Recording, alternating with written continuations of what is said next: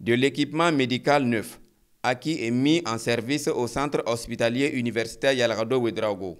Cette action qui s'inscrit dans la politique du gouvernement de renforcer le plateau technique des hôpitaux du Burkina Faso permet au CHU Yallagadou Ouédraogo de doter ses services en équipements biomédicaux et en consommables. Une initiative soutenue par les partenaires techniques et financiers qui participent à l'amélioration de la qualité du service de cette formation sanitaire dans un contexte marqué par la maladie à coronavirus.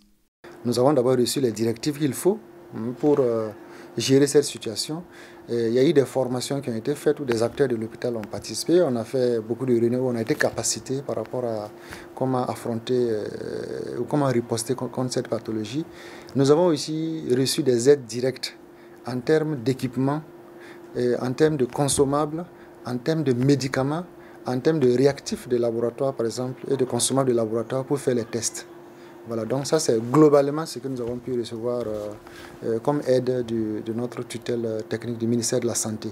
Comme je l'ai dit aussi, il y a d'autres ministères qui nous ont spontanément aidés. Grâce à cette action, les capacités opérationnelles des services fortement impliqués dans la gestion de la crise sanitaire se sont renforcées. C'est le cas au service réanimation polyvalente.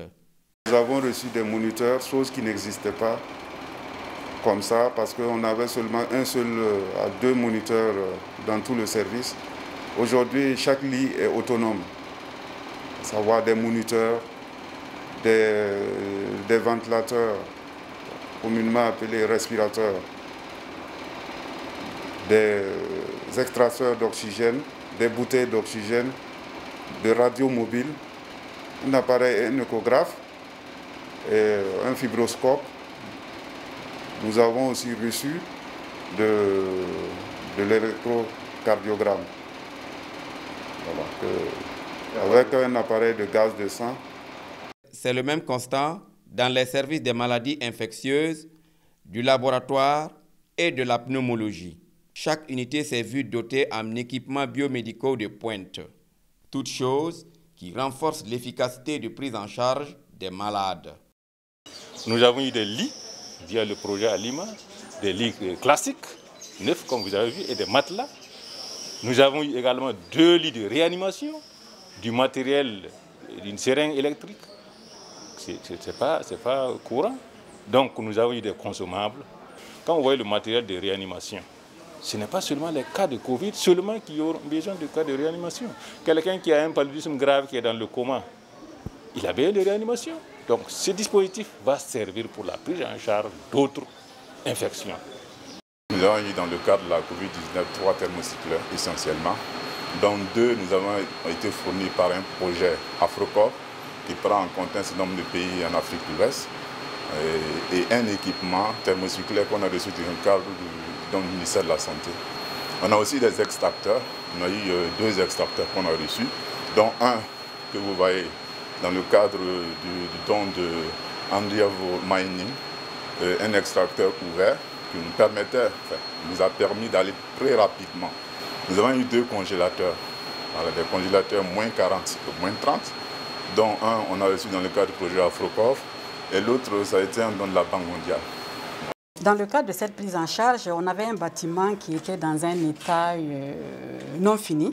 Et avec l'avènement de cette épidémie, ce bâtiment a rapidement été achevé, équipé et en matériel technique, en matériel de protection, ce qui nous permet effectivement d'assurer cette prise en charge. L'appui permanent du gouvernement aux centres hospitaliers et aux formations sanitaires est effectif. Cependant, certains besoins demeurent. C'est vrai qu'on a eu des onduleurs, oui, c'était 2 caviars. Nous avons aussi des systèmes qui ont besoin de 5 caviars. Donc l'idéal, c'est que le bâtiment même soit sur groupe électrogène. Ça permettra de protéger nos équipements lorsqu'ils vont fonctionner. Et aussi, ce qu'on aimerait avoir, c'est de penser peut-être maintenant au contrat de maintenance.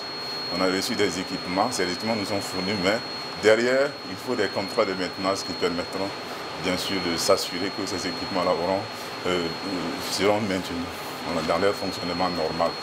Le défi, c'est de pouvoir continuer d'abord de maintenir les acquis et d'augmenter notre capacité de prise en charge. L'autre défi aussi, c'est la disponibilité de l'oxygène à tout moment. Vous savez que nous sommes un hôpital de dernier niveau C'est-à-dire que les autres structures peuvent ne pas avoir de l'oxygène. Ils vont dire d'évacuer à Yalgado parce qu'il n'y a pas d'oxygène. Mais Yalgado ne peut pas envoyer les patients ailleurs. Donc on est obligé qu'il y ait de l'oxygène 24 heures sur 24. À l'image du CHU Yalgado Ouédraogo, les actions du gouvernement et de ses partenaires dans la gestion de la crise sanitaire Covid-19 ont permis de doter certaines formations sanitaires du Burkina Faso d'importants équipements biomédicaux. Ces efforts doivent être renforcés dans toutes les régions pour mieux garantir le droit à la santé de tous les citoyens.